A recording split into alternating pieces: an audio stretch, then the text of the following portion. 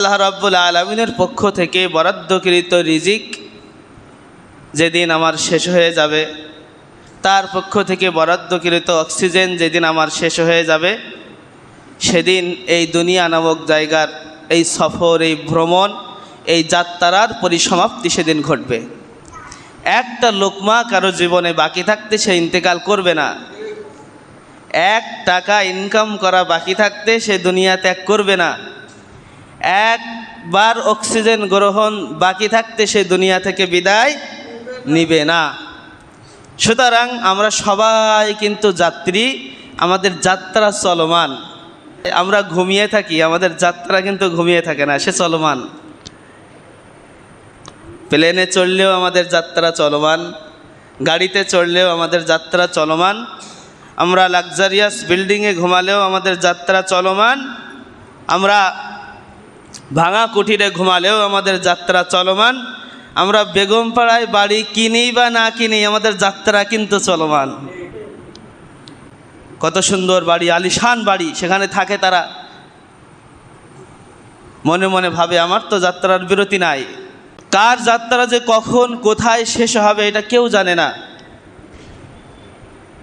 কারো যাত্রা বিরতি যদি বাংলাদেশে থাকে, সে আমেরিকায় বসবাস করুক আর ব্রিটেনে বসবাস করুক আর যেখানে বসবাস করুক, বাংলাদেশে তাকে আসতেই হবে। বিদেশে অর্থ পাচার করে, বিদেশে বাড়ি করে মৃত্যুর হাত থেকে বাঁচা যাবে না।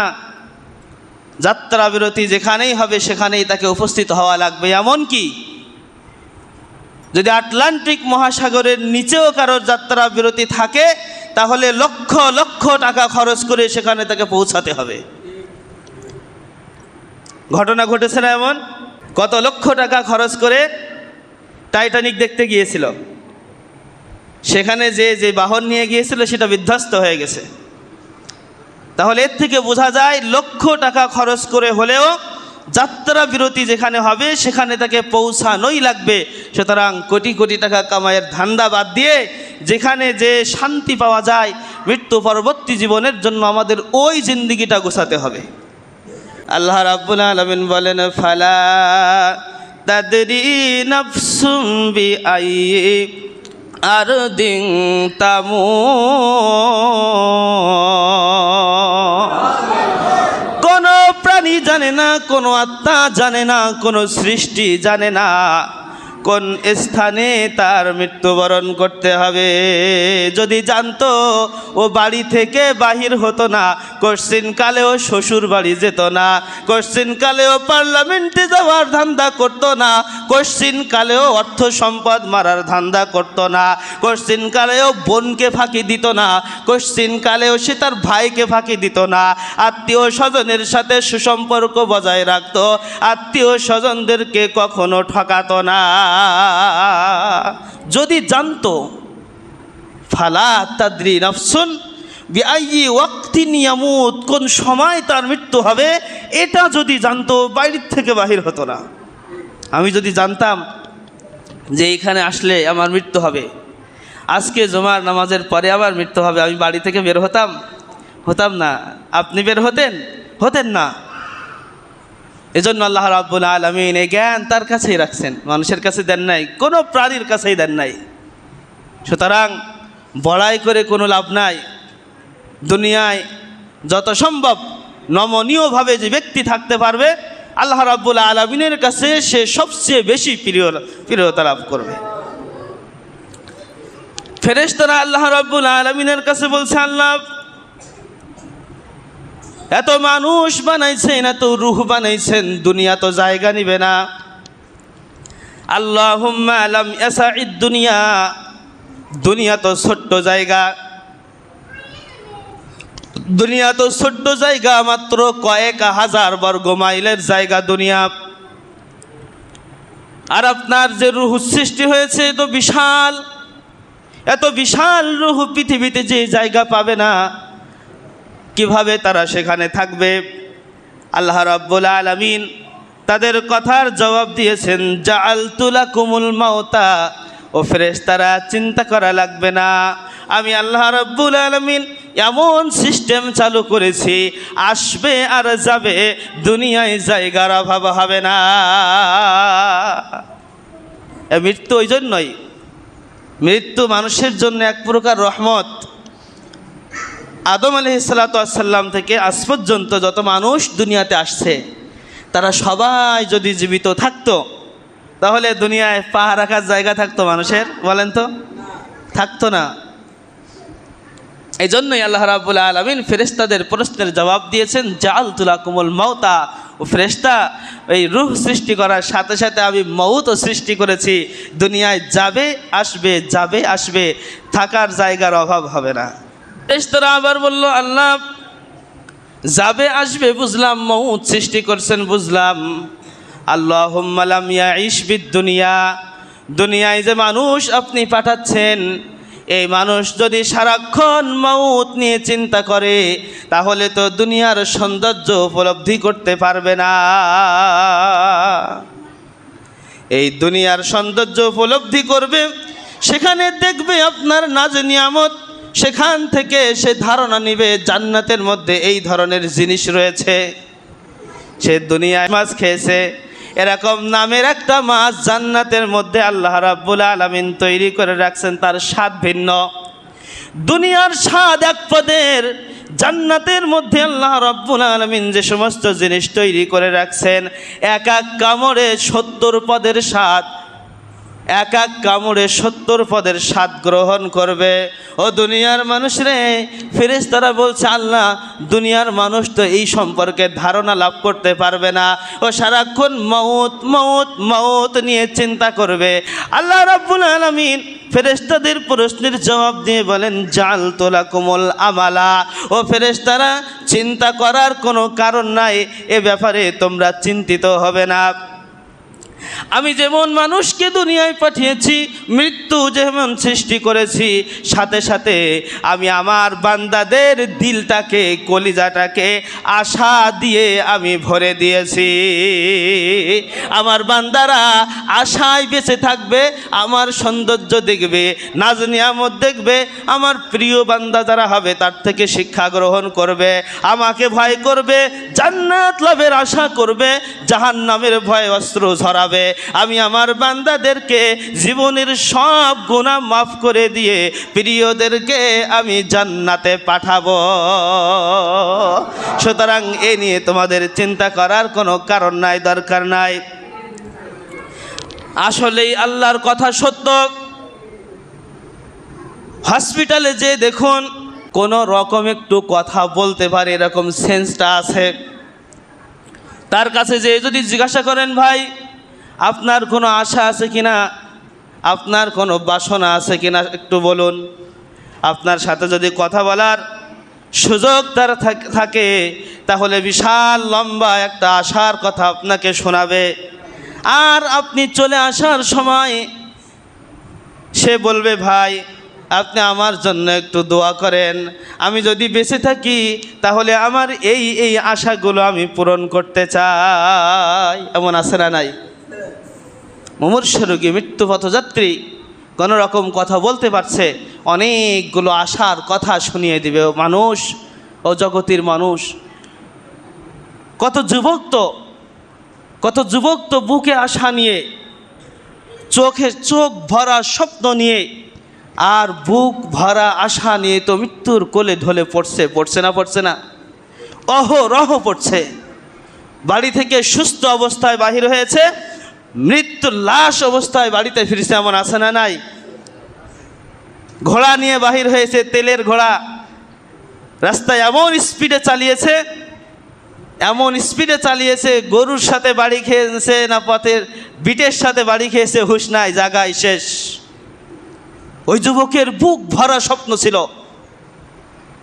বুক ভরা আশা ছিল, চোখ ভরা স্বপ্ন ছিল, এই স্বপ্ন নিয়ে সে কবরে শুয়ে গেছে। পদ্মা সেতু যেদিন উদ্বোধন হয়, পদ্মা সেতুর উদ্বোধনের দিন যে ছেলেটা বাইক নিয়ে অ্যাক্সিডেন্ট করে জায়গায় মৃত্যুবরণ করেছিল, যদি জানতো ওইখানে তার মউত হবে, সে যাইতো ওখানে? যেত না। হোন্ডা একটা পেয়েছে, 100-র উপরে গতি উঠিয়েছে, মনে করছে আমি পঙ্খিরাজ ঘোড়া চালাচ্ছি, আবার ঘোড়া উঠতেছে, উঠতে উঠতে এমন জায়গায় যে নাথিং হয়েছে, সেখান থেকে ফিরে আসার আর সুযোগ নাই।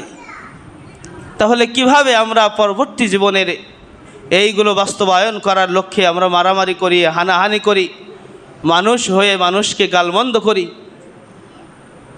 একটু কি ভাবনা আসে না, একটু কি চিন্তা আসে না আমাকেও শুয়ে যেতে হবে, আমার চোখ ভরা স্বপ্ন থাকবে, বুক ভরা আশা থাকবে, আমাকেও রবের ডাকে সাড়া দিতে হবে? এই চিন্তা কি একটু আসে না? যদি আসতো তাহলে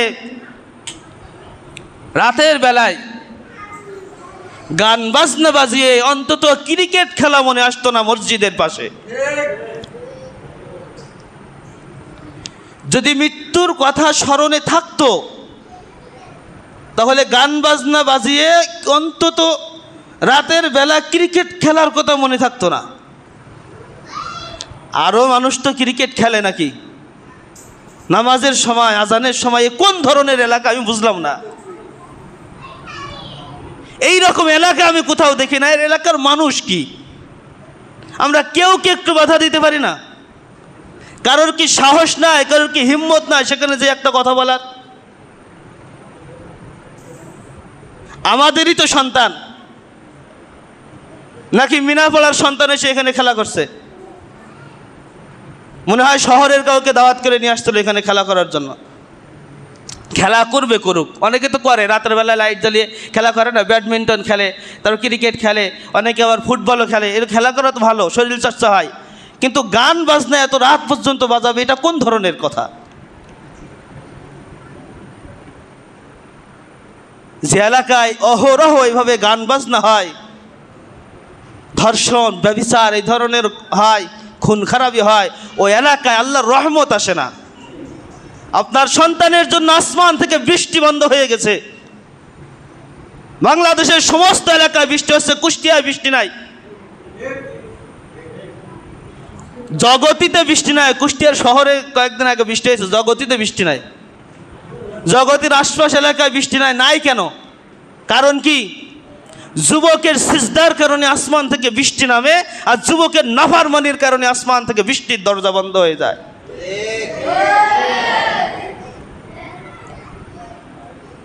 আমরা কি পারবো আল্লাহর কাছে তওবা করতে?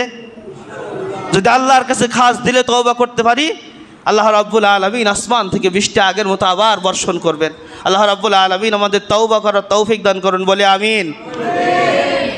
প্রিয় ভাইরা আমার, তাহলে এই দুনিয়া ছেড়ে, এই জগৎ ছেড়ে আমাদেরকে চলে যেতে হবে, এই কথাটা যেন একটু স্মরণে থাকে। লো নাফসিং যায়িকাতুল মাউত, যেই পা রাখছে দুনিয়ায়, প্রত্যেক জীব মৃত্যুবরণ করতে হবে, প্রত্যেককেই মৃত্যুবরণ করতে হবে, কাউকে থাকার কোনো সুযোগ নাই। একজনের থাকার সুযোগ ছিল, তিনি যদি চাইতেন কিয়ামত পর্যন্ত থাকতে পারতেন। তিনি কে? জোরে বলেন, তিনি কে? মুহাম্মাদুর রাসূলুল্লাহ সাল্লাল্লাহু আলাইহি ওয়াসাল্লাম, আল্লাহর সবচেয়ে ভালোবাসার মানুষ। আরশে আজিমে যাকে আল্লাহ রাব্বুল আলামিন নিয়ে গেছেন, শুধু নিয়ে যান নাই, আল্লাহ রাব্বুল আলামিনের মর্যাদার পরে যার মর্যাদা, আল্লাহ রাব্বুল আলামিন চাইলে, তিনি চাইলে আল্লাহ তাকে কিয়ামত পর্যন্ত হায়াত দিতেন। তিনিও দুনিয়া থেকে চলে গেছেন, গেছেন না? যান নাই, চলে গেছেন। তার এহলৌকিক যেই সময়, এই সময়টা শেষ হয়ে গেছে। লাউ কানা ফিদ দুনিয়া মুখাল্লাদা, যদি থাকার কেউ থাকতেন তাহলে মুহাম্মাদুর রাসূলুল্লাহ থাকতেন। তিনি যেহেতু নাই, আমরা কেউ দুনিয়ায় থাকতে পারবো না। একটা কথা আছে, শিশুর পিতা ঘুমিয়ে আছে, সব শিশুরই অন্তরে আছে না? এরকম পড়ছি না আমরা? পিঠে শিশু রাখা আছে। এজন্যই তো আল্লাহর কালাম আমাদেরকে জানায়, মিন বাইনিস সুলবি ওয়াত তারাইব। হাদিস শরীফের মধ্যে আসছে, সুলবি আবিকা তোমার পিতার পৃষ্ঠদেশ থেকে আমি তোমাকে সৃষ্টি করেছি। এ কথা যেমন আমরা বিশ্বাস করি, ঠিক অনুরূপভাবে এই সমগ্র জগৎটা, জগতের অস্তিত্ব লুকায়িত ছিল আমাদের নবী মুহাম্মাদুর রাসূলুল্লাহ সাল্লাল্লাহু আলাইহি ওয়াসাল্লামের নূরে মুহাম্মাদের ভিতরে। আল্লাহ রাব্বুল আলামিন যখন প্রথমে একটা নূর সৃষ্টি করলেন, সেই নূরের স্পর্শ থেকে কিন্তু এই জাহান সৃষ্টি। আল্লাহর সৃষ্ট নূর থেকে আল্লাহ আমাদের নবীকে সৃষ্টি করলেন। ওই নূরের স্পর্শ দিয়ে কিন্তু দুনিয়া সৃষ্টি। আল্লাহ যা যা সৃষ্টি করেছেন সব, এই গ্রহ চন্দ্র নক্ষত্র সব কিছু ওই নূরের স্পর্শে সৃষ্টি।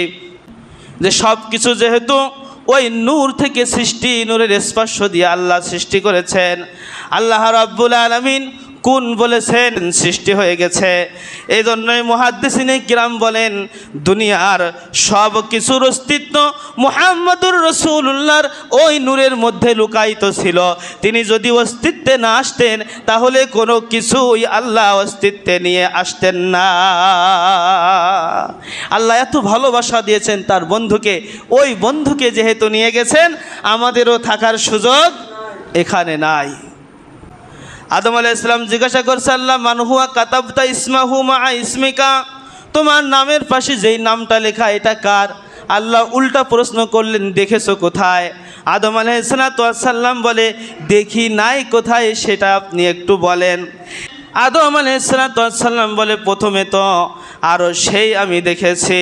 আল্লাহ রাসূলের নামটা আরশের গায়ে এখনো লেখা রয়েছে, ইন্নানি আনাল্লাহ লা ইলাহা ইল্লা আনা মুহাম্মাদুন আবদি ওয়া রাসূলি। চিৎকার দিয়ে বলুন সুবহানাল্লাহ।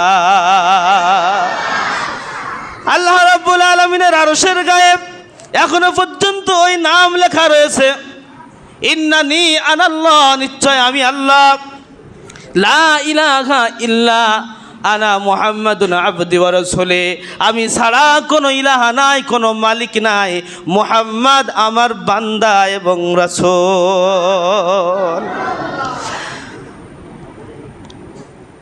এরপরে আল্লাহ তাআলা বলছেন, আর কোথায় দেখেছো? আদম আলাইহিস সালাম বলে, দেখি নাই, কোথায়? প্রথমে তো আর শাজিমের গায়ে দেখেছি, এরপরে জান্নাতের সমস্ত জায়গায় তো দেখতেছি তোমার বন্ধুর নাম, ওই নামটা তো দেখছি। জান্নাতের প্রত্যেকটা গাছে, প্রত্যেক গাছের ডালে ডালে, ফুলে ফুলে, লতায় লতায়, পাতায় পাতায়, আমি সমস্ত জায়গায় ওই এক নাম দেখি, মুহাম্মাদুর রাসূলুল্লাহ। এইটাকে আল্লাহ রাব্বুল আলামিন বলেন, লাউলাহু মা খলাকতুল আফলাকা কুল্লা, লাউলাহু মা খলাকতুকা ইয়া আদম। হে আদম, তুমি যেই কথা আমার কাছে জিজ্ঞাসা করেছ, যার নাম আমার কাছে জিজ্ঞাসা করেছ, ওটা আর কেউ নয়, ও তোমার সন্তান হয়ে দুনিয়ায় যাবে, ওটা আমার বন্ধু মুহাম্মাদুর রাসূলুল্লাহ।